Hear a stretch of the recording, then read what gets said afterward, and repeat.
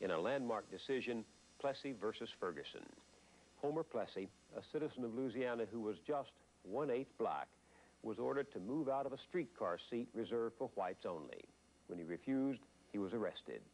In court, he contended that segregated seating was a violation of his rights under the 14th Amendment. No, said the court, the states could separate the races so long as their accommodations were equal. The result was to leave the fate of black Americans to the states, for each to decide as it saw fit. There followed a flood of laws that carried an odd and ugly name, Jim Crow. Jim Crow was originally a comic character in a minstrel show song, then by extension, any black.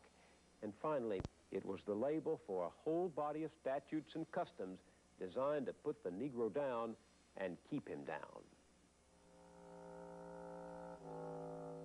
In short order, Jim Crow laws were rushed onto the books, making it illegal for blacks and whites to drink from the same water fountain, go to the same toilet, sleep in the same hotel, eat at the same table, be sick and die at the same hospital, or get buried in the same cemetery, live in the same neighborhood, use the same phone booth, or in some instances, to look out of the same window at the same time. If a black male looked at a white female from less than the prescribed distance, he could be jailed for aggravated assault. But perhaps the most devastating of all was what Jim Crow did to the minds of hundreds of thousands of black children seated in segregated classrooms for the next 60 years.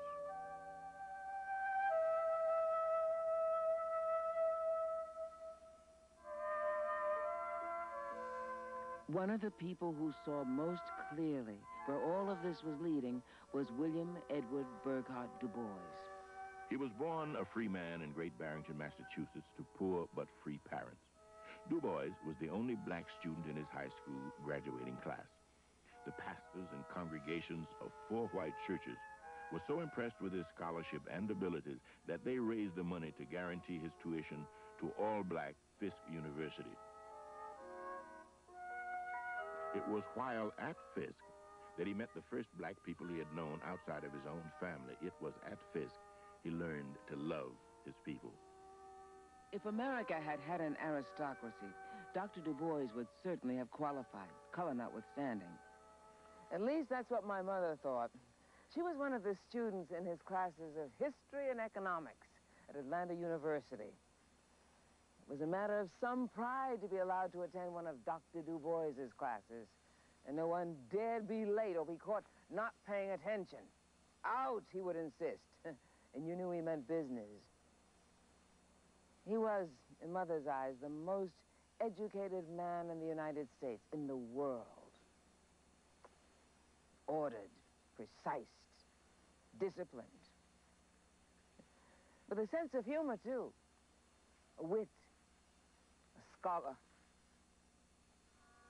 He was the first black man to receive a doctorate from Harvard, and his brilliant research in the new science of sociology won him a gold medal at the Paris Exposition for his study of black American accomplishments.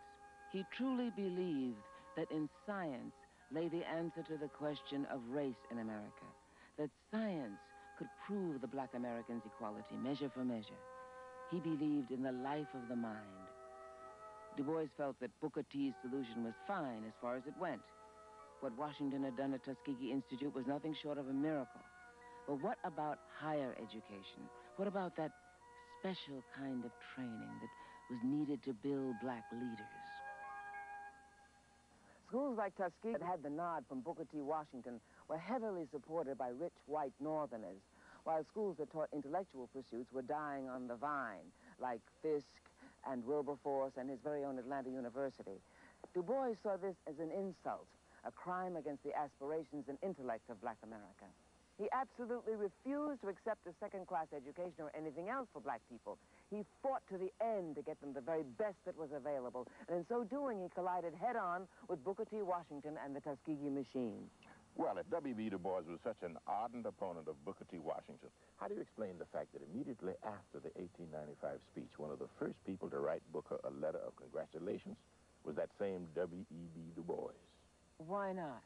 I mean, if America would build a black Harvard equal to the white one, I mean, first-class hospitals and schools and theaters and banks and railroads, I mean, what would be so wrong with separate but equal? But didn't work. It couldn't work. Because it wasn't meant to. But don't blame DuBois, because he wanted to be away from white America as much as he wanted to be away from him. Separate, as long as it was equal, was right up his alley. But the plain fact was, while Du Bois's ear was cocked to hear separate and equal, white Americans wanted to hear only the sound of the one word, separate. Booker T was always something of a poker game, but what put Booker T. Washington in an extraordinary predicament was that he had to play in two games at once. At the table with the white power brokers, he had but a pair of deuces, but with respect to black America, he held a full house. He controlled the pipeline to white funds. No black office holder, businessman, preacher, college president, or editor could cross him. What Du Bois called the Tuskegee machine rolled right over any upstart who had different ideas. That threw black intellectuals into turmoil. They not only had to contend with the white power structure, but right or wrong, for them, Booker T's paternalism was the only game in town. More and more, black colleges, the church, and especially the black press began to question the direction of Booker T. Washington's leadership. The most vociferous of Washington's critics was Monroe Trotter, publisher of The Guardian, a newspaper founded solely for the purpose of attacking the Tuskegee machine. Though reluctant at first, W.B. Du Bois was finally persuaded by Monroe Trotter to join in the battle. And together in 1905, they issued a call that brought 29 black men to a meeting at Niagara Falls, New York. They had to meet on the Canadian side of the falls because hotels on the American side didn't cater to blacks. No women were invited to this initial meeting because there was no guarantee of safety. But at the next meeting, 1 year later, women were in full attendance. The men and women of the Niagara movement met here at Harper's Ferry, West Virginia, the scene of John Brown's bloody prelude to the Civil War. They walked barefoot down through the main street of the town to the riverside, and there they issued an address to the country.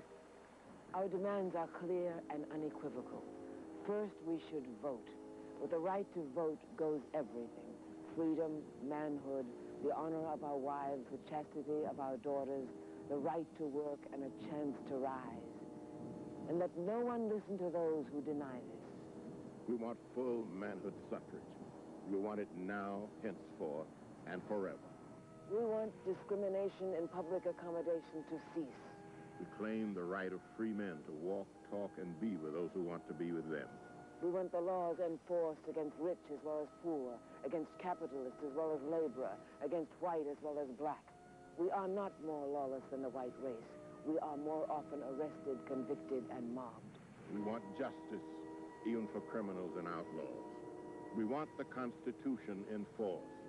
We want our children educated. We want our children trained as intelligent human beings should be. And we will fight for all time against any proposal to educate black boys and girls simply as servants and underlings, or simply for the use of others. They have a right to know, to think, to aspire. And these are the chief things which we want. And how shall we get them? By voting where we may vote. By persistent and unceasing agitation. By hammering at the truth. By sacrifice and work. We do not believe in violence, neither in the despised violence of the raid, nor the lauded violence of the soldier, nor the barbarous violence of the mob. But we do believe in John Brown, in that incarnate spirit of justice, that hatred of a lie, in that willingness to sacrifice money, reputation, and life itself on the altar of right. And here, on this scene of his martyrdom, we reconsecrate ourselves, our honor, our property, to the final emancipation, of the race which John Brown died to make free.